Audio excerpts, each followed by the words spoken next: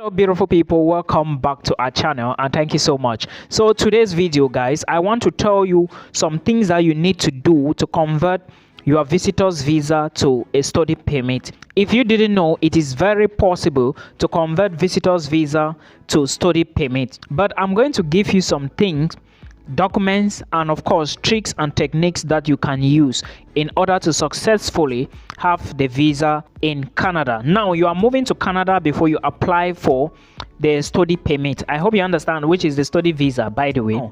Let's talk about some things you should avoid first. When you enter Canada and you are struggling to convert your visitor's visa to study permit, do not touch anything that has to do with a job. Remember, you are on visitor's visa. You are not allowed to work in Canada except you convert your visitor's visa to work permit supported by LMIA, which in most cases you have to get LMIA before you apply for the work permit. I have a lot of videos I have done about this process, and it's not new again to people who've been following me for over 3 months or so. Please, that is the process for you to legally work in Canada on visitor's visa. If you want to convert to study permit, first you need an offer letter from a college or university. You have to decide on which one you are going to go for depending on the price and the amount you are going to pay for tuition. I would like to draw your attention to the fact that it's possible to convert visitor's visa to study permit, but me personally, I will not advise you to go into Canada before you start to convert this. Even if you get your visitor's visa from your home country, I will advise you to do your study permit application in your home country, because you can get a visitor's visa and later on you change your mind. Excellent. Now let's start with the documents. But before I even talk about these documents, guys, remember I have said many times, if you're working with somebody with a visa for your visa application, make sure this person is transparent. I had an appointment with somebody last time. The person met an agent, and as they were discussing, it looks like the agent didn't want to listen. The guy was struggling to search my videos and show this person, but he never wanted to listen. And the person even told this young man that he does not need letter of explanation. This is how bad it is. Then when the guys forced and tried to force things, the agent got angry, and finally what happened? The visa was rejected. Then the guy later called me through an appointment. So you see why I always say that some of these people we call agents, they don't know anything. They have never traveled. They don't even own a passport. You have to be careful. Some of them are interested in your money. I will not overemphasize on this because I've said it enough many times. Now, let's go to the documents you need to convert your visa from a visitor's visa to a study permit in Canada. This is in Canada. Do not move an inch without an offer letter from a Canadian college. That is the first thing. Second thing is, do not carry these documents with you to Canada in hard copies. Everything I'm going to mention here, make sure you scan it and put in a flash. All right, I will not even advise you to put in a flash. Scan it, send to your email, so that when you go to Canada, you will be able to open from your email, because they can take the flash from you at the airport. Remember, you are a visitor. You are still going as a visitor on visitor's visa. You do not need to carry educational credentials, because as a visitor, what are you going to do with educational credentials? You do not need to carry food. Even if you carry food, for example, you are going to Canada on a 7-day visit, you are carrying food. What do you want to go and do with food? You are going to be cooking food where? In a hotel or Airbnb. So you have to be careful with that. That is another point. Now, the first document you need is your bank statement from your home country. Remember, I will say it again and I will say it again. Please remember, bank statement visa is not all about bank statement. Bank statement is not that you should go and bomb money, 1 million, 2 million, 3 million, 4 million, whereas your salary is 100k, 200k, 300k. Be careful with the way you plan your bank statement. Bank statement is not that you put 3 deposits per month and claim that you have a salary, you are working, that is where your money is coming from. It's not true. You only earn a salary once. Bank statement is not that you go and you bomb 4 million, 5 million today, tomorrow you go and bomb 6 million and you claim to have a bank statement. You have to be careful. I'm saying this because I know a lot of people have come to me for this and I've advised them, but some didn't listen, and you already know the results. So get your bank statement before you move. Then get your admissions letter from a DLI institution. TLI institution, a school that will be able to give you PGWP after you finish. Then your home ties documents, very important. Home ties, what are the documents you need to prove? If you have a family, bring the details forth. Is it your family, your wife, your children, your kids? If you have that, bring their birth certificates, your marriage certificate. If you have a business, bring the business registration document and the document to prove that you've been paying your tax. It's very important. If you have properties, do you have houses? Do you have lands? Bring the documents to prove that you have all of this. Remember, everything has to be scanned and sent to your email, not in flash. They can seize that flash from you at the airport and check it.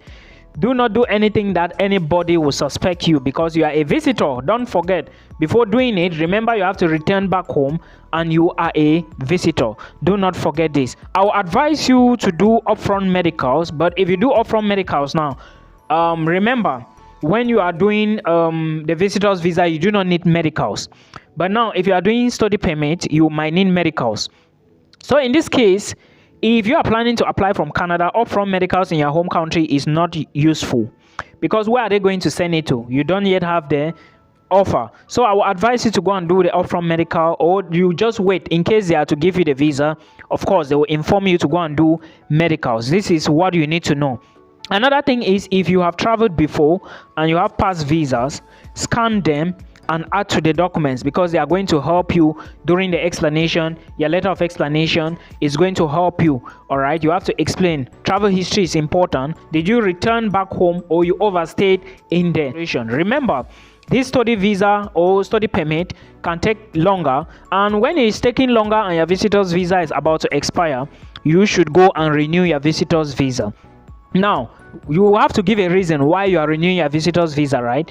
You will now tell them that you came to Canada, but you decided to study. You have filed in for your study permit application, but it has not yet been approved. That is why you are trying to extend your visitor's visa so that you can be legal in the country. So explain like this: do not do any attempt of trying to work. It will jeopardize, because they are going to check. This is a fact. They will check, and if you do anything wrongly, you are on your own. Please make sure you gather all these documents first before you move, or maybe a different email address, so that when you arrive Canada, you can now start the process. Now, remember, there is something I want to tell a lot of internationals and my followers. Some people are asking me about jobs. If you must get a job visa is called a working permit. First, you apply for the working visa. Then when the visa comes, they will give you some days to go with your passport and it will be stamped. Then when you move in, you get a working permit from the airport. This is essential. Now, you cannot get this working permit without passing through the job offer. A lot of you come to me and I'm very surprised. How can somebody be telling you that you've gotten a job visa, or let me say a working visa, whereas he didn't show you your working contract? Where is the contract? How did you sign the contract? All these things come from employers abroad. So if you don't see a working contract, anything they are telling you is fake. For those of you saying you want to go leave Cameroon to Nigeria to get a visa to move to Canada, that is jig. So you have to be careful. For those who have been asking me if there is an age limit for them to study in Canada, there is no age limit. But remember, you need to satisfy or show the visa officer that you are actually satisfied to study in Canada. You need to prove that you are financially stable to study in Canada. If you have maybe age issues, it's not a problem. But like I said, in your home country, it may be a problem. But if you are applying to study in Canada, most colleges, most universities don't put age into consideration. I know other schools around the world that would decide, or maybe that put age into consideration, but for Canadian schools, it is not possible. They don't look at this. But you have to explain to the visa officer. So applying for a particular program is also very important, because they are going to be looking at the program, looking at what you did before, looking at what you are doing at the moment, then looking at their documents and the papers and what you said. So please put all this into consideration. It is so important. Do not forget that when you move in, you should make sure you are legal. Do not do anything that you are not legal. This is my advice for you. A lot of people are falling for this trap, and when you do all these things, maybe you are not registered in school. The law in Canada says you have to register in school and be a student before you can start working. Don't go and start working when you have not registered in school. It will affect you during your PR and citizenship because they will check you. I'm saying it again, they will check you, guys. You have to be careful. So this is the end of today's video. Remember, home ties, letter of explanation, and proof of funds are very important in visa application. Thank you much for joining the page today, guys. Please share this video to one person so that it can help somebody. Okay, thank you. So this follower reached out to me and said, Milton, I am looking for scholarships in Switzerland, and this was the end of his message. Well, like I always say, when you elaborate yourself, when you go further, you explain further, you give the person room to think of what you are actually trying to say. But I'm going to say something about this. Now, if you are new here, my name is Milton. Please, if you need a one-on-one appointment with me, consultation, book a call from this page below. Thank you so much. Remember, we have a YouTube channel with name Milton Fonkwa. Go to that channel and watch detailed videos. They are going to help you. Now, if you are looking for scholarships in Switzerland, there is one thing you should put into consideration. There are no fully funded scholarships in Switzerland, as I know, except with ETH Zurich and the other university in Lausanne, which is also a federal universities. Remember, in Switzerland, there are federal universities, there are cantonal universities, there are applied science universities, and there are teacher training universities. So if you're looking for scholarships, especially fully funded scholarships, try to look at federal. Federal means that they are owned by the states. Cantonal means that they are owned by particular cantons or cities, because in Switzerland they have cantons. All right, so now the state fund a lot of universities, and those universities owned by the state are those that have a lot of scholarships. E.g., ETH Zurich is an example of a school that have a lot of scholarships. Remember, if you must apply for scholarships in Switzerland in any university, your results should be very good. I know someone who got a fully funded scholarships into ETH Zurich with a first class upper. So if you must apply for scholarships in Switzerland, make sure you have at least a second class upper. Don't go below. If your results are below this, do not apply. I will advise you to look at America and Canadian schools. So also remember that there are other things aside scholarships. You have to prove that your voluntary activities have gone far, internship possibilities, and a whole lot of others. I hope you enjoyed this. This is the answer to the question I can give for now.